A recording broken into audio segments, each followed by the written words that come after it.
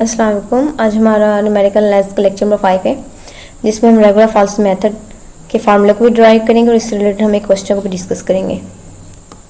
इसके क्वेश्चंस को हम जब क्वेश्चन डिस्कस करेंगे तो हम इसे वहीं पे इसकी स्टेटमेंट रीड करते हैं, वहीं पे इसे मज़ीद डिस्कस करेंगे। फर्स्ट नंबर पे हम इसका क्या करते हैं, पहले रेगुलर फॉल्स मेथड होता क्या है, इसकी फार्मूला क्या है, ठीक है। तो इसके बाद हम फिर नेक्स्ट इस पे चलते हैं। तो इसके फार्मूले को समझने के लिए सबसे पहले हम इसके ग्राफ पे आते हैं। इसमें सबसे पहले ना ये वाला जो मेथड है, ये हमारा जैसे हम बाइसेक्शन मेथड किया ना, उससे कंपेयर करके इसे हम समझने की कोशिश करेंगे, ठीक है। तो मज़ीद क्लियर होगा। अब देखो, हमें बाइसेक्शन मेथड के लिए भी हमें क्या चाहिए था, 2 पॉइंट लेने होते हैं हमने, मतलब ए एंड बी या एक्स एंड वहाँ पे हमने x1 x2 ये नाम दे के आए थे। यहाँ पे हमें क्या ए बी का नाम दे रहे हैं, ठीक है। मतलब first point and second point हमने एक इंटरवल फाइंड करना है। तो सेम यहाँ पे भी इंटरवल फाइंड करना है। इसको हमने यहाँ पे ड्रा कर लिया कि ए हमारे पास ये फंक्शन, इस पे एफ ऑफ ए हो गया, एंड बी वाले पे जो हमारा जो फंक्शन बनेगा वो क्या बनेगा, एफ ऑफ बी बनेगा। ये हमने यहाँ पे राइट कर लिया, ठीक है। अभी तक हमारे पास 2 पॉइंट है। अब हमारा जो एग्जैक्ट रूट है ना, इस बार सिंपल हमने कुछ भी नहीं किया, सिर्फ इस वाला जो फंक्शन का पॉइंट आया ना, उसको हमने इस फंक्शन के पॉइंट से जो है ना मिला दिया, ठीक है। अब हमने क्या करना है, अपना कोई एग्जैक्ट रूट फाइंड करना है कि हमारा जो रूट होगा वो कहाँ पे लाई करेगा। अब हमारा फर्स्ट नंबर जो रूट होगा वो तो ए एंड बी जो हमने इंटरवल लिया होगा ना, उसके दरम्यान ही लाई करेगा, ठीक है। अब हमने कहा कि जब हम इसको एंड इस वाले फंक्शन को एक कर्व के जरिए जो है ना मिलाने की कोशिश करें, जब हम इसे मिलाएंगे इन पॉइंट्स को, ठीक है, तो ये हमारे पास यहाँ जिस पॉइंट पे हमारी जो है ना ये एक्स एक्सिस से क्या कर होगा, टच कर होगी ना कर्व, ये हमने क्या कहना है कि यहाँ पे क्या होगा, हमारा कोई रूट होगा। मतलब ए एंड बी इंटरवल के दरम्यान में हमने अपने रूट को फाइंड करना है। अब बाइसेक्शन मेथड में हम क्या करते थे कि हमने जो रूट हम निकालते हैं कि ए एंड बी हमारे पास है, उससे हमने मतलब x1 x2 था, x3 हम निकालते थे, फाइंड करते थे। वैसे यहाँ पे भी हमने क्या करना है, सी को फाइंड करना है। वहाँ पे हम इन दोनों को ऐड करवा के एंड 2 पे डिवाइड करवा देते थे, तो हमारा जो है ना नेक्स्ट हमें पॉइंट मिल जाता। जबकि यहाँ पे हमने क्या करना है, सी को कैसे फाइंड करना है, इसको हमने इस फार्मूले के जरिए फाइंड करना है कि सी को फाइंड करेंगे इस फार्मूले से। अब ये फार्मूला हमने कैसे ड्राइव किया हुआ है ये सीखते हैं पहले हम। हमारे पास हमने क्या करना है, स्लोप सबको पता है कैसे फाइंड करते हैं कि जब हम slope of A B and slope of A C ये दोनों इक्वल हैं, ठीक है। ए एंड बी की कहाँ से कहाँ बन रही है, ए और बी जो हमारे पास है, ठीक है।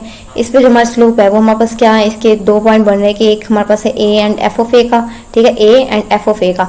सेकंड जो हमारा बन रहा है वो ये बी और एफ ऑफ बी का बन रहा है। तो ये हमने 2 इंटरवल यहाँ पे राइट कर लिया। ये हमारे पास किस पे स्लोप होंगे, इससे हमने अपना स्लोप राइट करनी है ए एंड बी के। तो हमारा क्या होता है कि इधर से सेकंड फंक्शन मतलब y2 माइनस y1 करते हैं। यहाँ पे y1 ये है एंड y2 हमारा क्या है, ये है। तो y2 माइनस y1 करेंगे तो हमारे पास क्या बन रहा है, F of B minus F of A, and नीचे हमारे पास क्या होता है x2 माइनस x1, तो हमारे पास b माइनस ए आ गया। यहाँ तक क्लियर है कि हमने अभी तक क्या लिखी, स्लोप लिखी है ए बी की। नेक्स्ट नंबर पे हमने क्या किया, ए सी पे हमने स्लोप बनानी है। अब ए सी हमारा क्या है, यहाँ पे हमारा क्या हो रहा है, यहाँ से यहाँ तक इसके दरम्यान में जो हमारे होंगे वो हमने उस पर स्लोप लेनी है ए एंड सी वाले पे। तो ए वाली तो हमारे पास ही सेम ही होगी, A and F of a. अब सी वाले पे हमने यहाँ पे फंक्शन को राइट किया, तो इसके साथ जो हमारा आगे वो क्या बन रहा है, सी एंड 0 का। तो जब हम इस वाले की, ये हमारा फर्स्ट हो गया ए एंड एफ ऑफ ए वाला, मतलब ए और सी पे ले रहे हैं और सी पे हमारा सी 0 है। जब हम इस पे स्लोप लिखेंगे तो हमारे पास क्या होगा, सेकंड फंक्शन मतलब y minus y2 minus y1 करते तो हमारे पास यहाँ पे क्या है, y2 हमारे पास 0 है एंड y1 हमारे पास क्या है, एफ ऑफ ए है। तो हमारे पास क्या हो जाएगा 0 minus F of A, and नीचे x2 माइनस x1 करेंगे तो c माइनस ए। यहाँ तक सबको क्लियर है अभी तक। अब नेक्स्ट स्टेप पे हमने क्या करना है, यहाँ से इस c की वैल्यू निकालनी है। इसके लिए हम नेक्स्ट स्टेप कर रहे हैं, ताकि हमने क्या किया, यहाँ से ये वाली वैल्यू इधर डिवाइड हो रही है, इधर जाके क्या हो जाएगी कंप्लीट, हमने मल्टीपल करवाई, जस्ट यहाँ पे मल्टीपल करवाया, बाकी वैल्यूज एज इट लिखी हुई हैं, यहाँ पे भी देख ले, ठीक है। 0 माइनस करें एफ ऑफ ए तो हमारे पास माइनस के एफ ऑफ ए रहेगा। अब नेक्स्ट नंबर पे हमने क्या किया है, सिर्फ इस वाली वैल्यू को यहीं पे रहने दिया, ठीक है। बाकी जितनी भी टर्म है वो दूसरी तरफ ले गए। अब ये वाली टर्म इधर गया और ये डिवाइड हो रही है, इधर आके ऊपर मल्टीपल हो जाएगी, और ये वाली टर्म इधर ऊपर है तो ये इधर आके इसके डिनोमिनेटर में आ जाएगी, डिवाइड हो जाएगी। यहाँ तक सबको क्लियर है अभी तक। उसके बाद नेक्स्ट टाइम हमने क्या करना है, सी की वैल्यू निकाला तो माइनस का या दूसरा जाके हो जाएगा, प्लस का ये हो जाएगा। सिर्फ अभी तक यही किया है। अब इसका एलसीएम ले लेंगे, एलसीएम लेंगे तो नीचे तो हमारा ये आ गया। अब इसके नीचे क्या है, 1 है, इससे मल्टीपल हो गया, 1 इससे मल्टीपल होगा तो हमें मिलेगा f of A b minus F of a. अब नेक्स्ट स्टेप पे हमने इसको क्या करना है, डायरेक्ट मल्टीपल करवा दिया है यहाँ पे कि f of B minus F of a इसका आंसर आया था, उसको हमने ए के साथ क्या करना था, मल्टीपल करवाना था। तो ए को हमने एक साथ लिख दिया कि a F of B minus a F of a. यहाँ तक क्लियर है, सिंपल। अब उसके बाद नेक्स्ट स्टेप हमने क्या किया है, जो दूसरी टर्म बन रही है हमारे एलसीएम में, उसको हमने सिंपल सॉल्व कर लिया कि इसका हमारे पास आंसर क्या आएगा, 1 आएगा। 1 को जब इससे ऊपर मल्टीपल करवाएंगे तो हमारा आंसर तो सेम ही रहेगा ना। तो हमने क्या किया, डायरेक्ट इसी स्टेप में ही अब जब हम इसको मल्टीपल करवाएंगे तो हमारे पास क्या बनेगा, ये वाला आंसर आएगा, ठीक है। आपके इसको सिर्फ मल्टीपल करवाए इसके साथ, तो हमारे पास क्या आएगा, B F of A minus के ए एफ ऑफ ए। अब यहाँ पे देखें हमारे पास माइनस है, अब इस माइनस को जब हम मल्टीपल करवाएंगे तो हमारे पास ये आ जाएगा कि माइनस का हो जाएगा, ठीक है। ये वाली माइनस के बी एफ ऑफ ए आ जाएगा हमारे पास, एंड दूसरी टर्म हमारे पास क्या हो जाएगी, प्लस की हो जाएगी। तो ये स्टेप तो सबको क्लियर है, सिंपल। हमने क्या किया, इसका एलसीएम लिया है। अब नेक्स्ट स्टेप में ये हमारे पास क्या है, एक नेगेटिव की टर्म है A F of A, and एक हमारे पास क्या पॉजिटिव है, कैंसिल आउट हो जाएंगे। बाकी जो टर्म बची हमने ऐसे लिख दिया कि a F of B minus b F of A and divide form में f of B minus F of a. ये वाला फार्मूला जो है ना हमारा इसका किसका है, रेगुलर फारसी मेथड का है। ये वाला फार्मूला हमने यूज़ करना है और क्वेश्चन को क्या करना है, सॉल्व करना है। अब क्वेश्चन पे चलते हैं। इसके क्वेश्चन हमारे पास क्या है कि हमने सॉल्व करने हैं। इक्वेशन हमें गिवन है कि x tan x minus equal है -1 के। सबसे पहले हमने इसको क्या करना है, फंक्शन की फॉर्म में लिखना है कि इक्वल टू 0 बनाना है। ये वाली टर्म दोस्तों चल जाएगी, हमारे पास क्या हो जाएगा, प्लस का 1 हो जाएगा, इक्वल टू 0 आ जाएगा। ये फॉर्म लिखे फर्स्ट नंबर पे। अब सेकंड नंबर पे हमने पॉइंट पे बात करनी है। या तो हमें ये इंटरवल गिवन होगा कि पॉइंट्स हमें गिवन होंगे, initial approximation to the root के 2.5 एंड 3 यहाँ पे जैसे गिवन है।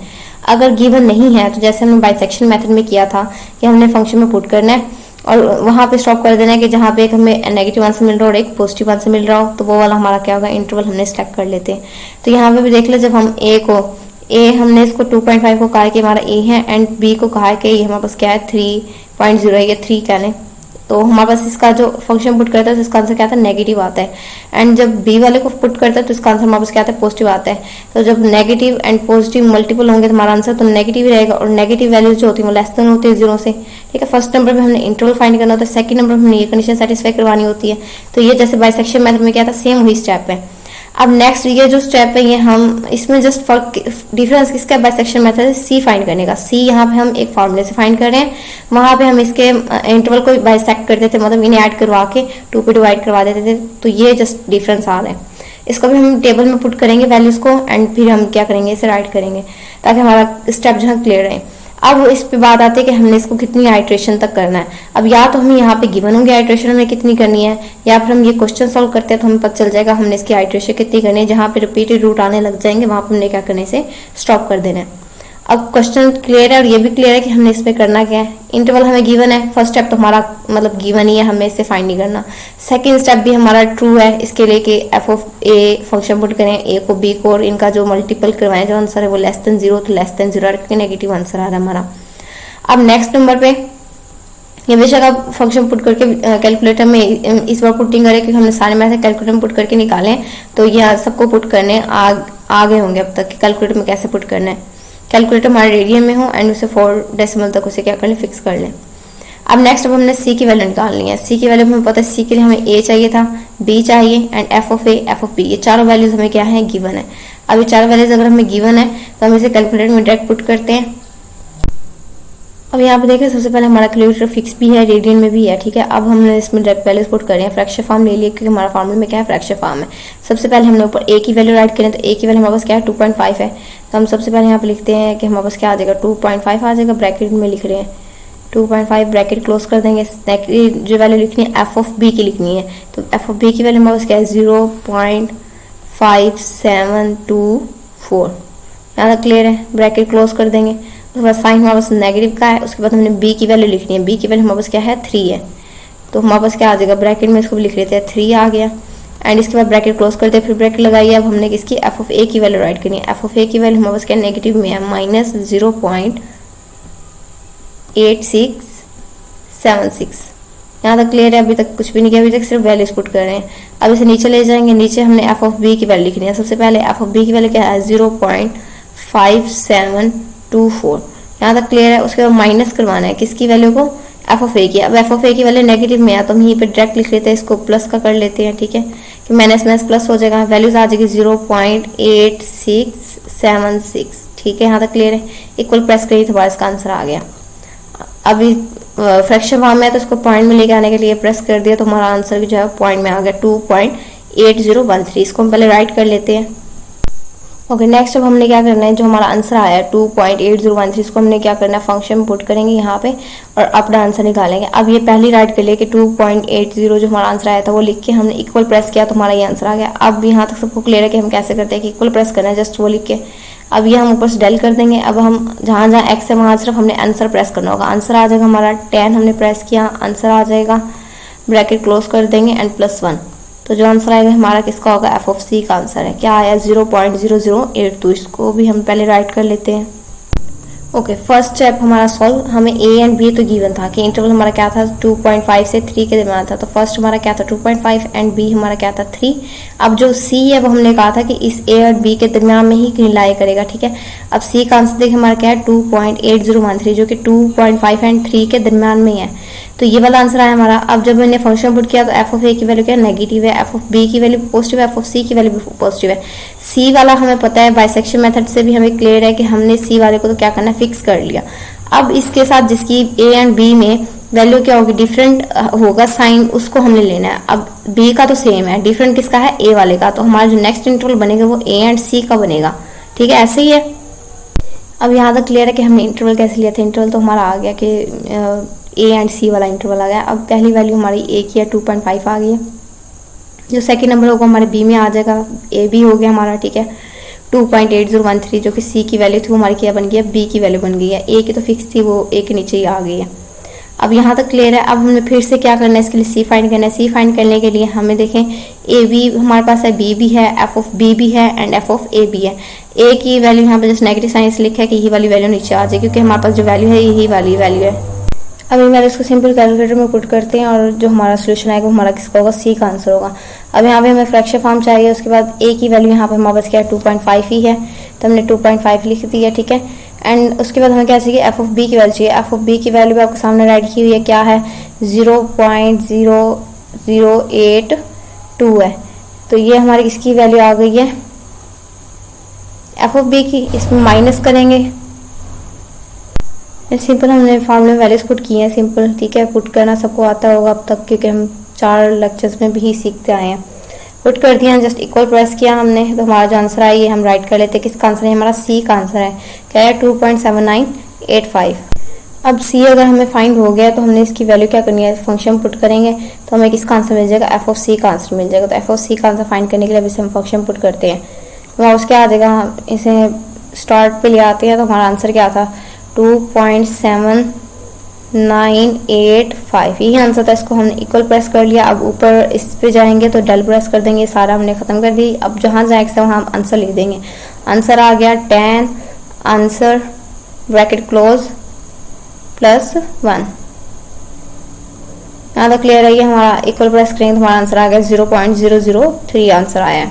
अब यहाँ तक वो क्लियर। अब हमने नेक्स्ट इंटरवल देखना है। अब नेक्स्ट इंटरवल देख लें। सी वाली वैल्यू हमने पहले ही कहा है कि हमारे पास क्या है, फिक्स है, तो ये तो फिक्स हो गया। अब इसके जिसके साथ साइन डिफरेंट होगा ए एंड बी में वो वाली वैल्यू ले लेनी है। अब डिफरेंट फिर से हमारे पास क्या है, ए वाला ही है, क्योंकि बी तो पॉजिटिव आ गया, नेगेटिव साइन किस पे है, ए वाले पे है। तो हमारा नेक्स्ट इंटरवल फिर से ए एंड सी का बन जाएगा।